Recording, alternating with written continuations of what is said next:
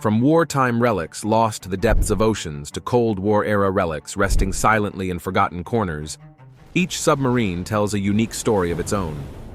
Join us as we dive into the forgotten world of abandoned submarines, where every rusted hull and silent corridor beckons exploration and invites us to unravel the enigmatic past that lies beneath the waves. Submarines are highly complicated and costly pieces of machinery. They're hard to build, long-lasting, and usually disposed of under regulated conditions when they become outdated.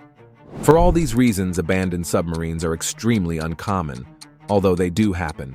In this video, we'll examine a few of them, and just for kicks, maybe toss in a few of abandoned submarine bases. Welcome to the channel, subscribe, and let's dive in. K-84.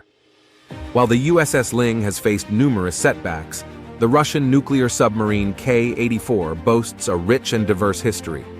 Commissioned into the Soviet Navy in December 1985, this Dolphin-class vessel continued its service even after the dissolution of the Soviet Union, remaining operational under the Russian Navy. In 1999, it was rechristened as the Yekaterinburg and was undergoing a refurbishment in Murmansk by 2011 due to its aging condition.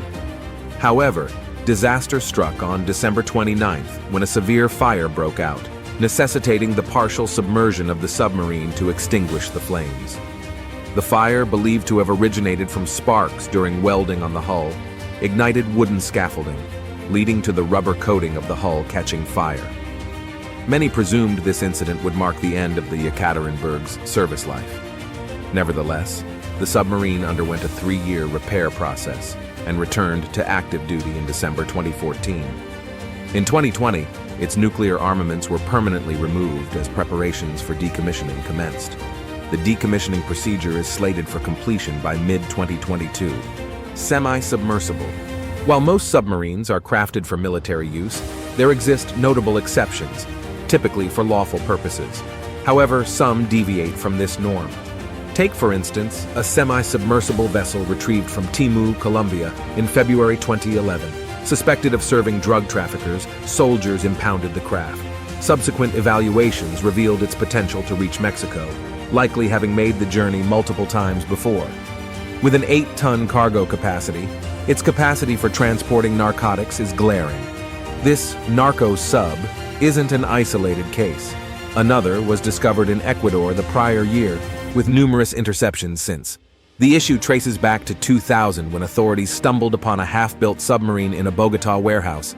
Even a self-constructed sub like this demands roughly $2 million, yet traffickers find the investment worthwhile. Kissa Island.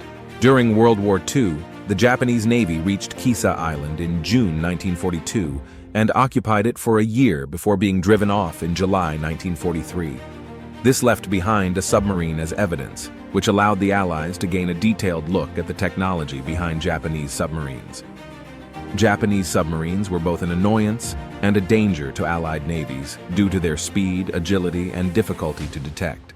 Another submarine base was formerly top secret in the Crimean peninsula of Balaclava, believed to be indestructible by its builders. The base's location was chosen because it couldn't be seen from the open sea, similar to military ports in Balaclava for centuries.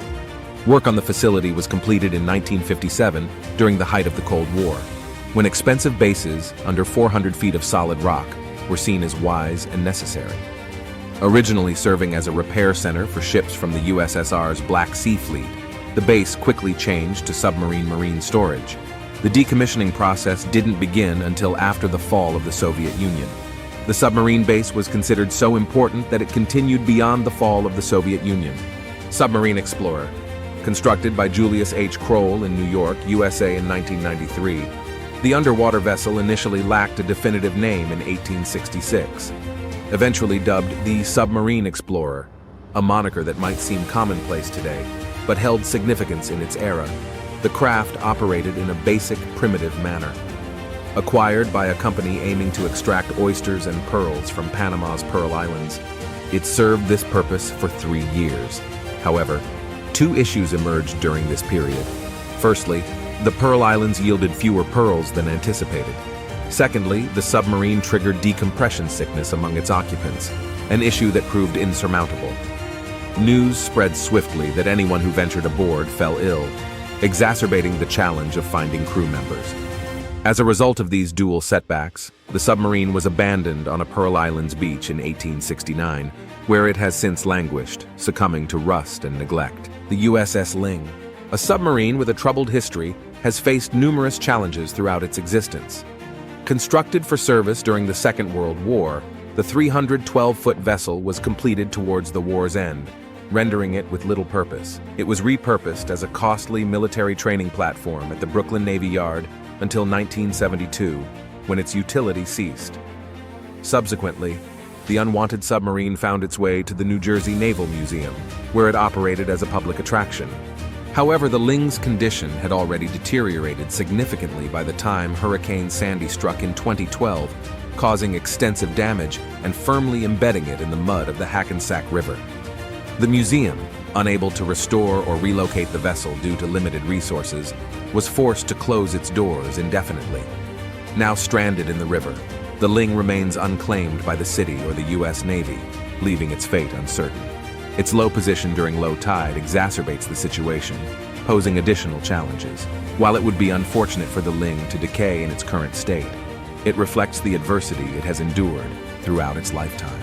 UB-122. While German U-boats posed a significant threat to Allied vessels during the Second World War, their impact during the First World War was equally daunting. Many are unaware that U-boats existed during the earlier conflict, but UB-122 stands as evidence. Following the German surrender, UB-122 was handed over to the British, who sought to remove these vessels from German control due to their recognized danger. Plans were made to tow UB-122 to a military base, but during its journey up the River Medway in Kent, the tow rope snapped, leaving the submarine stranded in the notorious mud flats. Despite efforts, freeing the submarine proved futile, though the mud's preserving qualities maintained the vessel's integrity. During low tide, UB-122 remains fully visible, remarkably intact after all these years. However, the passage of time has taken its toll. In 2013, a survey explored the possibility of extracting and relocating the ship to a museum, yet it concluded that the vessel had become too fragile for such endeavors. Thank you for watching. Follow for more.